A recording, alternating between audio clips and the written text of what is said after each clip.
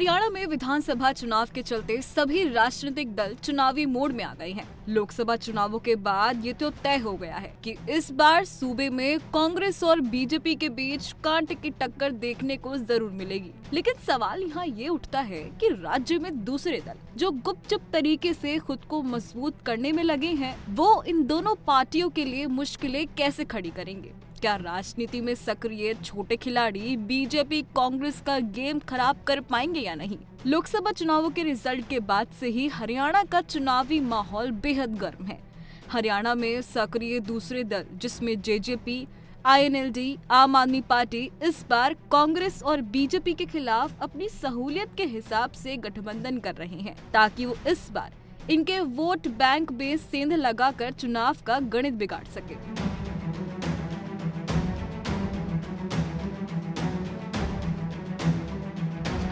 इसी में सबसे पहले बात करें पूर्व सीएम दुष्यंत चौटाला की पार्टी जेजेपी की, तो इस बार पार्टी अपने अस्तित्व और राज्य में अपनी छवि को बचाने की कोशिश में जुटी हुई है। कहीं ना कहीं बीजेपी के साथ गठबंधन तोड़ना भी उसे महंगा पड़ा, क्योंकि हमने देखा कि लोकसभा चुनावों में जेजेपी को सिर्फ 0.87% वोट मिले और सभी 10 लोकसभा सीटों पर उसके उम्मीदवारों की जमानत भी जब्त हो गई, जिससे ये साफ हो गया है कि जेजेपी की हालत पतली हो चुकी है। इन विधानसभा चुनावों में दुष्यंत चौटाला की राह आसान इसलिए भी नहीं होने वाली क्योंकि जेजेपी के वफादार सिपाही पहले ही दुष्यंत का हाथ छोड़ चुके हैं, जिनमें निशांत सिंह, राम कुमार गौतम, जोगी राम सिहाग, रामनिवास, रामकरण काला, चौधरी ईश्वर सिंह और देवेंद्र सिंह बबली के नाम शामिल हैं। पार्टी के सबसे मजबूत नेताओं का साथ छोड़ने के बाद विधानसभा चुनाव की लड़ाई जेजेपी के लिए आसान नहीं होने वाली है।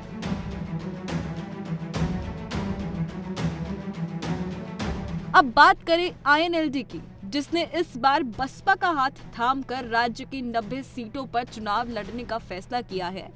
विधानसभा चुनावों के लिए पहले ही गठबंधन का ऐलान करने वाली अभय चौटाला की इनेलो ये जानती है कि इस बार वो अपने दम पर चुनाव नहीं लड़ सकती, क्योंकि इनेलो का प्रदर्शन इन लोकसभा चुनावों के साथ साथ पिछले विधानसभा चुनावों में भी काफी खराब रहा था। इनेलो को पिछले विधानसभा चुनाव में सिर्फ एक ही सीट मिली थी और लोकसभा चुनावों में भी पार्टी को सिर्फ 1.74% वोट मिले थे, जिससे ये पता चलता है कि पार्टी की हालत जेजेपी से भी ज्यादा खराब है। ऐसे में वो केवल मायावती की बसपा के सहारे राज्य में विधानसभा चुनावों में उतरने की तैयारी कर रही है। ऐसे में ये सवाल उठता है कि आईएनएलडी इस बार अपने खराब प्रदर्शन को सुधारने में कामयाब हो पाती है या नहीं।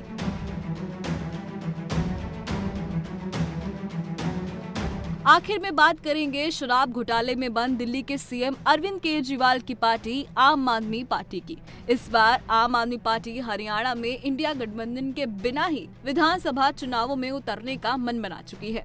लोकसभा चुनावों में करारी हार के बाद भी आम आदमी पार्टी हरियाणा की सियासत में अपनी एंट्री की उम्मीद लगाए बैठी है। वोटरों को लुभाने के लिए आम आदमी पार्टी लगातार प्रदेश में जनसंवाद रैलियां कर रही है।